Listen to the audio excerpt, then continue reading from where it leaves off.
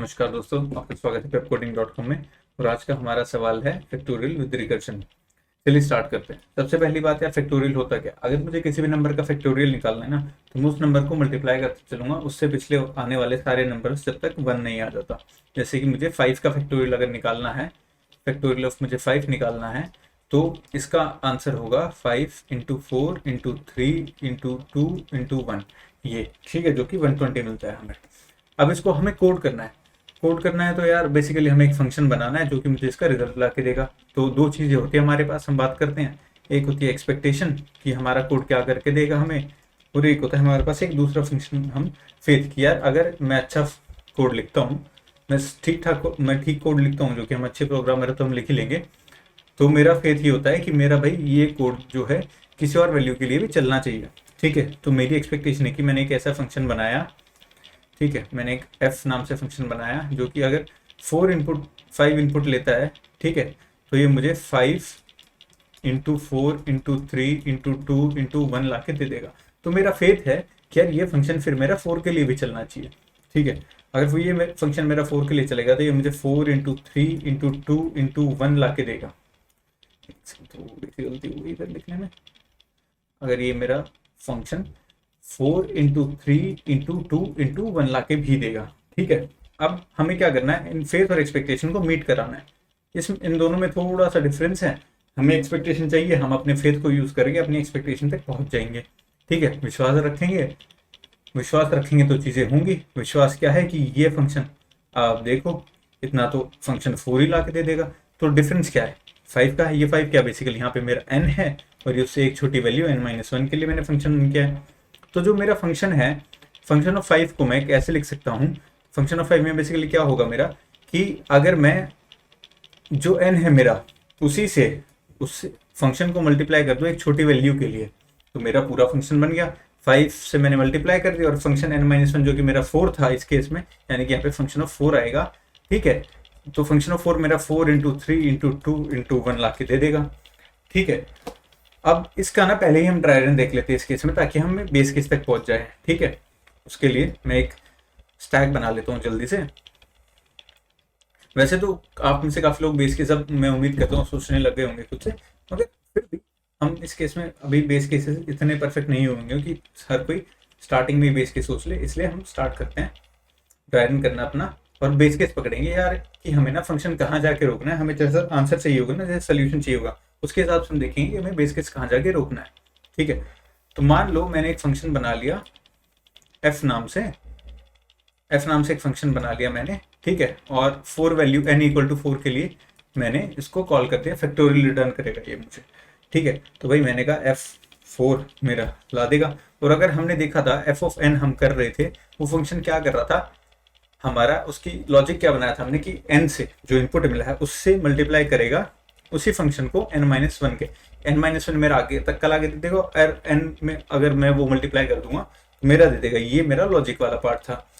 अब n equal to 4 के लिए इसको देखते हैं। n इक्वल टू 4 के लिए क्या करेगा, n इक्वल टू 4 के लिए ये जाएगा यहाँ पे, n इक्वल टू 4 के लिए देखते हैं। तो ये क्या करेगा, 4 से मल्टीप्लाई करेगा किसको, f ऑफ 3 को, अपने से एक कम को। जैसे ही इसने f ऑफ 3 ये स्टेटमेंट आई, ये एक नए फंक्शन को कॉल करेगा जो कि इधर होगा।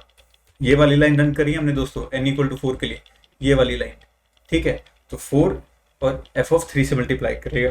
ठीक है, जब f ऑफ 3 के पास आया, अब n हमारा 3 हो गया, तो n3 क्या करेगा, 3 से मल्टीप्लाई करेगा f ऑफ 2 को, फंक्शन 2 को। अब जैसे ही ये लाइन आएगी, वो फंक्शन को एक और को कॉल करेगा, f ऑफ 2 को। n इक्वल टू 2 हुआ दोस्तों, तो हम वो क्या करेगा, 2 से मल्टीप्लाई करेगा उस फंक्शन को एक वैल्यू कम इनपुट देके, तो ये f ऑफ 1 को कॉल करेगा, एक नए फंक्शन को कॉल करेगा। जैसे दोस्तों वैल्यू 1 हुई, तो या तो f ऑफ 0 को कॉल करेगा ये, ठीक है, एक नए फंक्शन को f ऑफ 0। अब आप देखो यार मल्टीप्लाई हो रहा है, हमें आंसर अगर n इक्वल टू 4 था तो हमें आंसर क्या मिलना चाहिए था, 4 इंटू 3 इंटू 2 इंटू 1। अगर मैं 0 में भी यही लॉजिक लगा दूंगा, अगर मैं n इक्वल टू 0 में भी यही लॉजिक लगा दूंगा, 0 इंटू f ऑफ -1, तो एक तो पहली बात ये 0 से मल्टीप्लाई हो गया, तो ये सारा यहाँ पे भी 0 आ जाएगा। अगर मैं यहाँ पे भी 0 आ जाता है, तो किसी भी चीज़ को आप 0 से मल्टीप्लाई करेंगे तो वो 0 हो जाएगी, वो तो हमें चाहिए नहीं। और एक और बात दोस्तों, एक और बात ये है कि हमारा जो जीरो का फैक्टोरियल होता है मैथमेटिकली, गणित के हिसाब से भी, वो फैक्टोरियल ऑफ जीरो जो होता है ना हमारा 1 होता है। फैक्टोरियल ऑफ जीरो 1 होता है। अगर वो वैसे ना भी होता, अगर हमें 1 तक भी रुकना, या तो हम ये कर सकते थे जब ये 1 आ जाए वहीं से लौट जाए, हम जीरो वाले केस पे जाए ना, क्योंकि हमें आंसर 1 तक चाहिए, वो भी ठीक है। लेकिन आप लोगों को जस्ट बताने के लिए मैंने यहाँ तक इसको मैं लेके गया हूँ कि फैक्टोरियल ऑफ जीरो भी हमारा 1 होता है। तो यहाँ से हमें बेसिकली क्या वैल्यू चाहिए, जब मैं जीरो पे आ जाऊँ ना, तो मुझे अगर वो 1 लौटा दे, 1 रिटर्न कर दे यहाँ से वैल्यू के तौर पे, जीरो ना रिटर्न करके 1 रिटर्न करे, तो मेरा काम चल जाएगा। ठीक है, तो है ना, अगर जीरो होता है तो मैं उसके अंदर लिख दूंगा। अब मेरी ये बेस कंडीशन बनी कि है ना, अगर हमारा जीरो हो गया तो वहां से 1 लौटा देगा। वो 1 लौट के किसके अंदर आएगा, इसके अंदर वो 1 आया। एफ ऑफ 1 की वैल्यू, सॉरी यहाँ पे नहीं आएगा, सबसे इससे नीचे वाली स्टेटमेंट में आएगा, हालांकि इसमें भी 1 ही आएगा, बट फिर भी एफ ऑफ 0 में 1 आया, और 1 के साथ 1 को मल्टीप्लाई करके आंसर हमारा बनेगा 1। ये n इक्वल टू 1 पे जो फंक्शन था वो क्या था, एफ ऑफ 1 था, ये लौटाएगा। अब इसमें एफ ऑफ 1 में वैल्यू आ गई 1, 1 इंटू 1, और ये भी उस वैल्यू को लौटाएगा। किसको लौटाएगा, जिसने इसको कॉल किया था, एफ ऑफ 2 ने। एफ ऑफ 2 ने इसको कॉल किया था, ये उसके अंदर 1 वैल्यू पहुंचाएगा।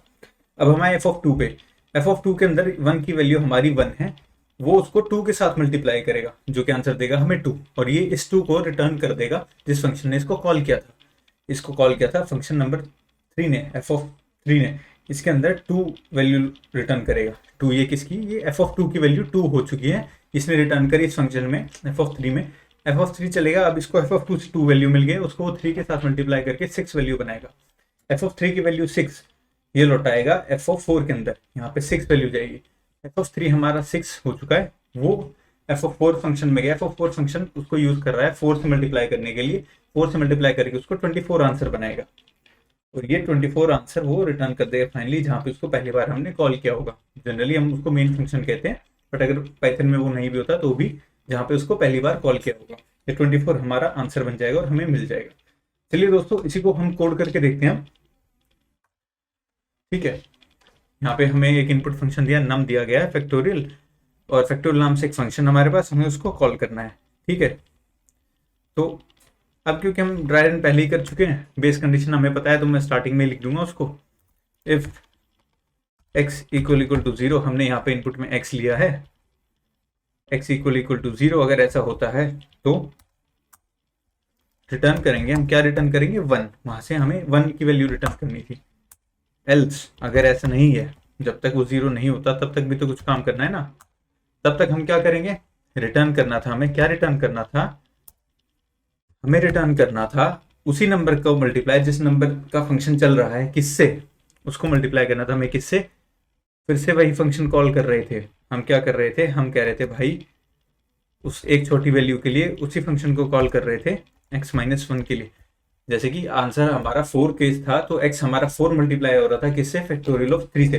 फैक्टोरियल ऑफ 3 में 3 इंटू 2 इंटू 1 ला के देगा, उससे मैंने अपना 4 मल्टीप्लाई कर दिया, मेरा आंसर बन गया। ये मेरा छोटा सा वो है, और ये लास्ट में रिटर्न होता होता लास्ट में कहाँ जाएगा, यहाँ पे प्रिंट स्टेटमेंट पे चला जाएगा, प्रिंट फैक्टोरियल नम पे। ठीक है, इसको रन करके देखते हैं हम, बिल्कुल ठीक है, और इसको सबमिट करेंगे। ये बिल्कुल सही आंसर दे रहा है। दोस्तों, मैं उम्मीद करता हूँ आपको ये वीडियो समझ में आया होगी, आपको ये कंसेप्ट समझ में आया होगा, आपको ये समझ में आया होगी बेस केस कैसे बनाते हैं। अगर हमारे पास नहीं है तो हम ड्राई रन करके स्टैक से वो उन फंक्शंस की फंक्शनिंग के थ्रू हम अपना बेस केस भी निकाल सकते हैं। चलिए, मैं उम्मीद करता हूँ आप भी आगे ऐसे हमें सपोर्ट करते रहेंगे। धन्यवाद।